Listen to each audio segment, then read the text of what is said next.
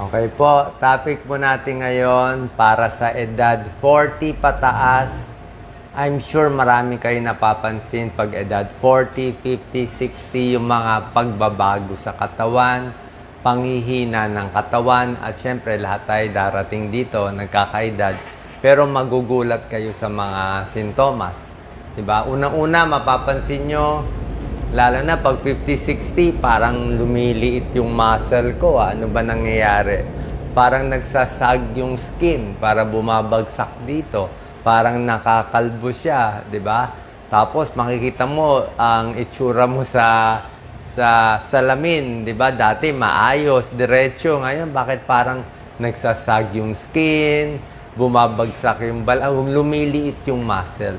Actually, yung muscle natin, pag edad 30, ang muscle natin malaki. O kung sa hita, ganito kalaki ang muscle.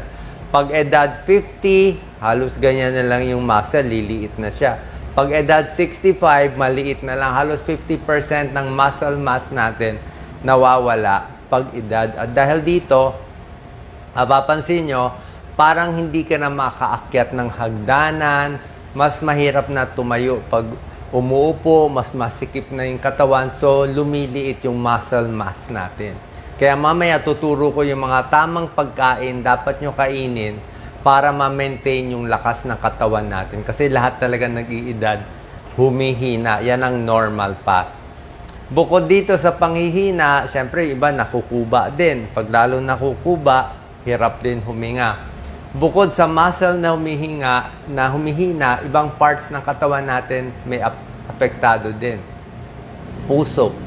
Pag ang puso, edad 40, 50, makikita nyo, mas matigas na yung puso eh. So, mas mabilis ka na hingalin pag umaakyat ka na hagdanan. Mapapansin nyo sa puso, mas mabilis ang tibok. Okay, edad 60 years old, ang tibok ng puso, baka 80 to 90 na, bumibili, sabihin, mas hirap na siya. Mas marami ng skip beats, mas tumatalo na rin yung puso.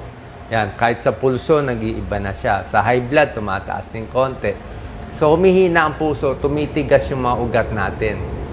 Sa baga, mas mahirap na rin huminga, parang laging kulang. Yung iba, laging may plema, kasi nga humihina din yung baga.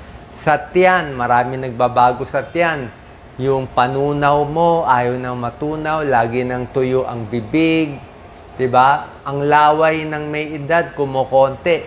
Pagising mo, tuyo-tuyo ka. Paano nga? Nada-dry mouth ka na eh. Panlasa mo, nagbabago na rin.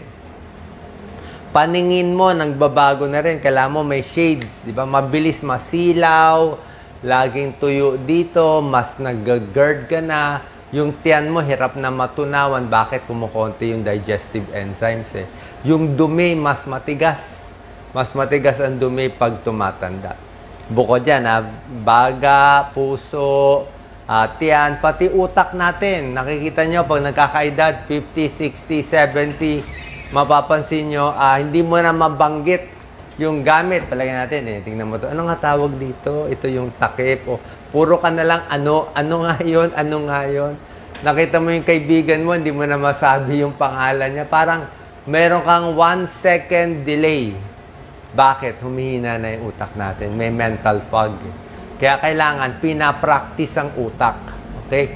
Kung ang katawan natin, tuturo natin, kailangan may light weights, kailangan nag-i-stretch para lumakas ang muscle, para lumakas din yung utak natin, hinahasa ang utak.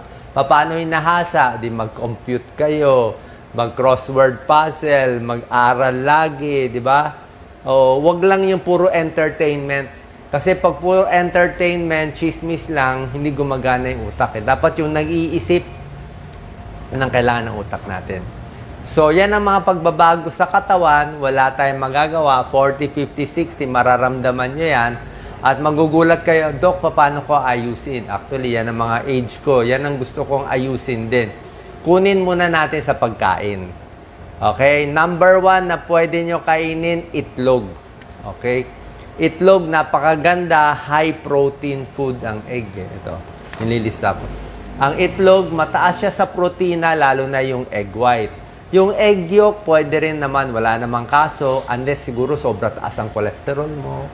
o talagang may baraka na sa puso, o takot tayo sa egg yolk na mataas ang cholesterol. Pero otherwise, sa ordinary na tao, ang itlog pwede. 1 egg in a day is okay. Makaubos ka ng 6 na itlog sa isang linggo. So, pag nagdalawang scrambled egg ka ngayon, di bukas wag ka muna mag-egg. Sa susunod ng araw, magdalawa kang egg ulit. So, parang 1 egg in a day pa rin yun.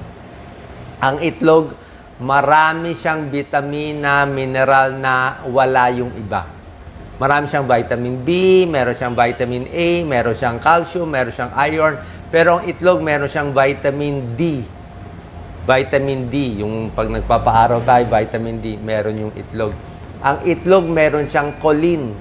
Ang choline, alam ng mga neurologists yan, acetylcholine, ginagamit yan sa utak natin. So, meron siyang choline para sa utak. Tapos yung egg white niya, napakaganda ng egg white ng itlog. Yung mga may liver problem, nasira yung liver nila, bagsak ang protina, binibigay ng doktor nga, 6 na egg white o 8 egg white. Napakaganda. So, egg, mura, healthy, pwede yan. Number 2, healthy foods, isda. Okay? Ang isda, high protein. Kahit yung mga tuna, o kung walang pera, kahit canned tuna, pwede na rin. Bangus, salmon, high protein din, mahal. Sardinas, yan, pwede yan. Actually, dito sa mga isda, ang maganda rin dito, hindi nyo alam, hipon. Hipon, high protein. Nagawa na ako ng video sa hipon. Maraming special minerals ang hipon, may iodine.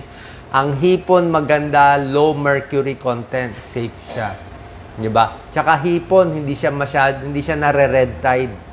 Hindi ka mapu-food poisoning. So, maraming benefits ang hipon. Kaya pa nasa party kayo, nakakita kayo ng hipon, alalahanin mo, sabi ni Doc Willie, kunin mo yung hipon. So, kung mahal lang. Pero hipon, very healthy yan kumpara sa ibang seafoods. Okay, yung ulo, ma-cholesterol, siguro pa konti-konti lang, wala namang kaso. Pero yung katawan ng hipon, very healthy yan. So, fish is okay, eggs is okay. Pangatlo, peanut butter. Gusto mo, peanut na lang.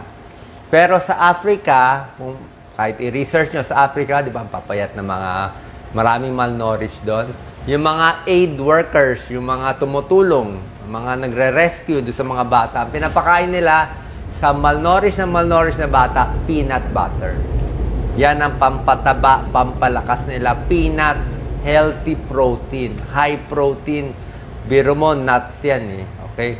Tayo, pwede naman nilagang mani. Huwag lang yung masyadong maalat na mani. Maalat, mamantika, yun na iwasan. Pero yung mani mismo, kasoy mismo, kung ano man meron tayong locally, napakaganda. Pag peanut butter, pili kayo ng medyo huwag masyadong matamis na peanut butter, huwag masyadong magatas, at high sugar. Basahin nyo lang. Merong peanut butter na mas maganda yung halo. More protein ang laman. Merong peanut butter na high protein. Number 4, beans. Lahat ng beans, munggo.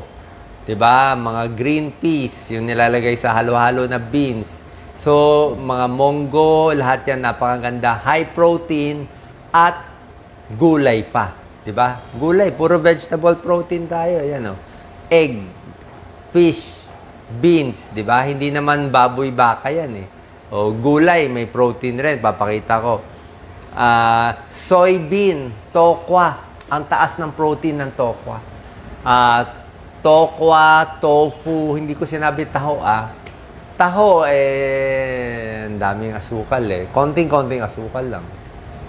Taho, kung gusto nyo konting-konti. Pero yung tokwa, tofu mismo, super healthy. Kaya yung mga vegetarian, misa kumakain ako dito sa mga Seventh-day Adventist. Favorite ko yung mga veggie meat. Yung mga veggie meat, yung kunwari karne, pero hindi naman karne, tofu yun eh. So yung tokwa, kahit yung veggie meat, very healthy yan. Alternative yan sa karne, tapos healthy pa. Kasi kung taba ng baboy, taba ng baka, alam naman natin masama. Kaya itong mga soybeans, tofu, beans, healthy.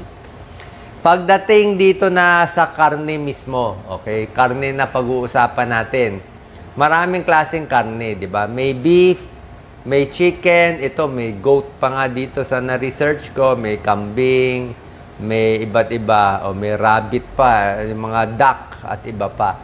Pero dito sa mga ito, lahat naman sila high protein. Pero ang nakita ko dito, ang dami ng protina ng beef, ng mga steak, ay pareho din sa dami ng protina ng chicken.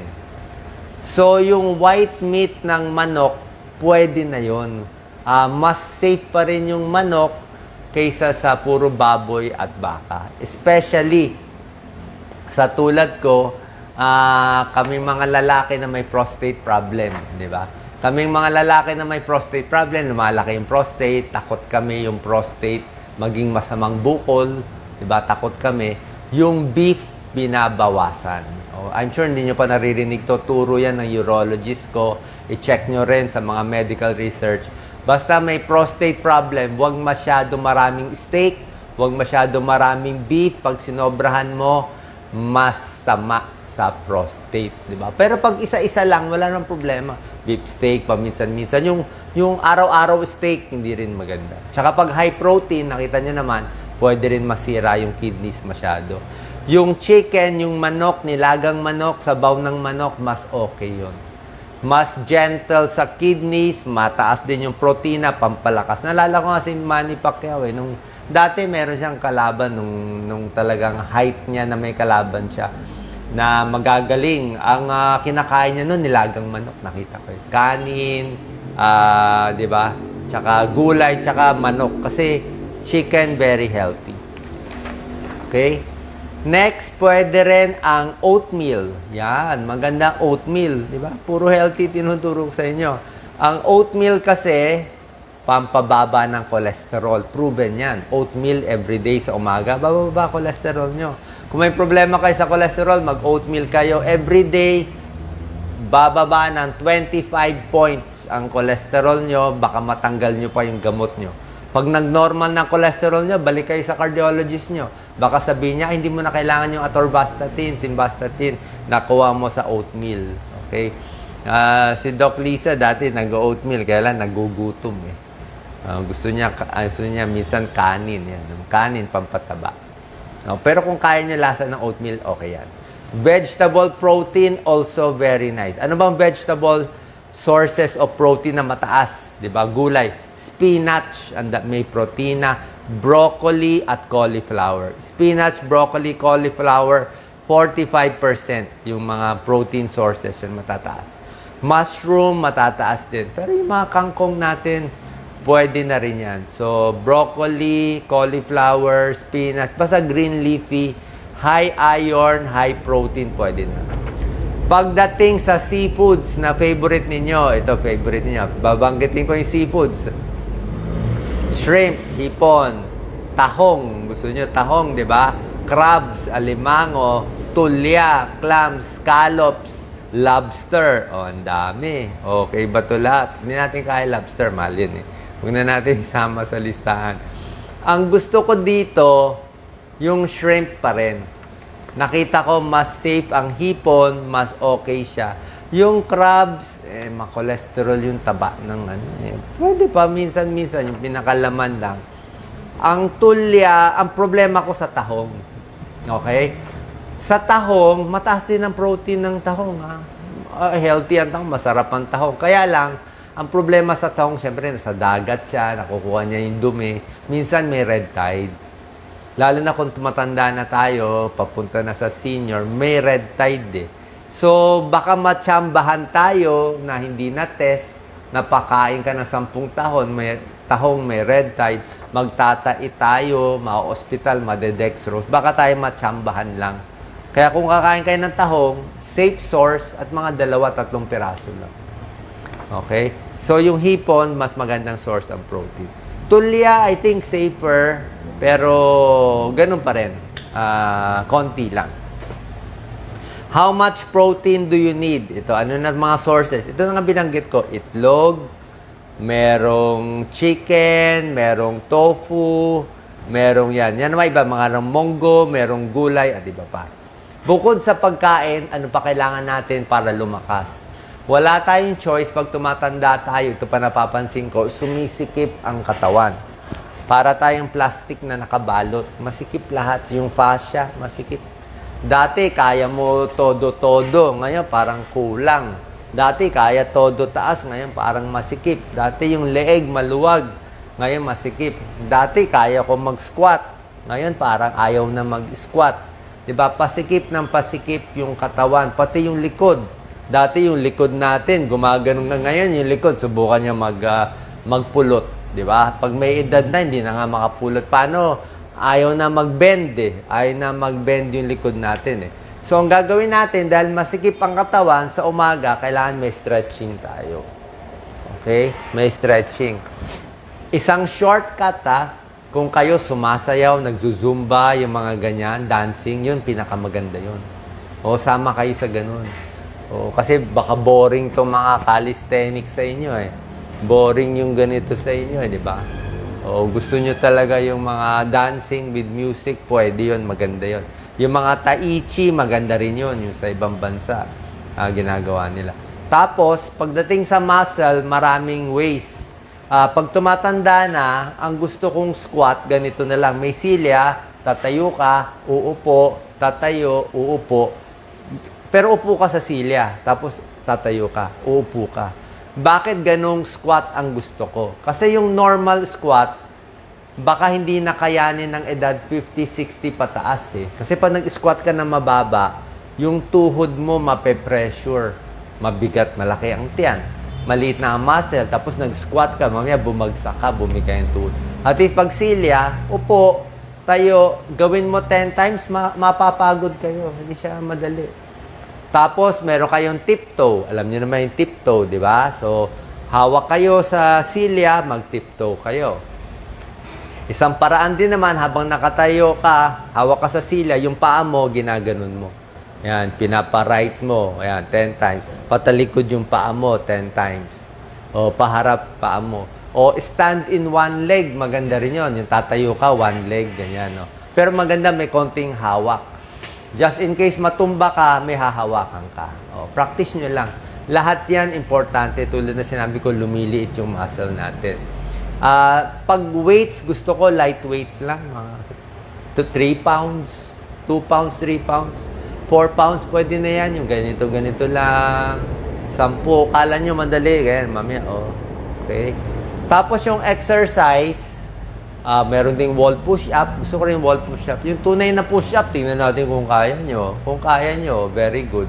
Pero wala akong kilala na kayang ganun eh. Ganun lang tayo. Tapos yung exercise, ang tip ko, since lagi tayo nakaupo, na mamanas na yung paa natin, pati hita ako nga dito, medyo may manas-manas na nga ngayon eh. Pag tumatanda, ganun talaga po. Nagmamanas-manas kasi yung mga ugat natin medyo lumuluwag. Eh, walang solusyon sa ganun eh. So, ang solusyon lang, galaw-galaw. Para gumalaw yung dugo, para hindi masyado magmanas. So, ang secret ko lang, pa nag-exercise at may edad na, huwag mo isabay-sabay sa isang oras. Huwag yung 4 o'clock, 5 o'clock todo exercise. Pwede mo gawin short lang.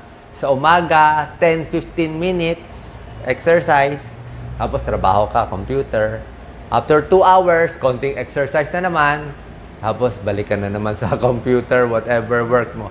So, tinatawag natin dito, exercise snack. Para nag-snack ka. Hindi ka nag-snack ng pagkain, hindi ka nag-snack ng mangga. Ang snack mo, exercise snack. So, kahit pa paano, nag-exercise snack ka, nakaka-rest yung katawan mo. Diba? Hindi ka masyadong pagod masyado. Okay? So, yan po. Tamang pagkain, tamang pag-exercise, ito yung galaw-galaw natin. Yan ang kailangan natin para lumakas habang tumatanda. Salamat po.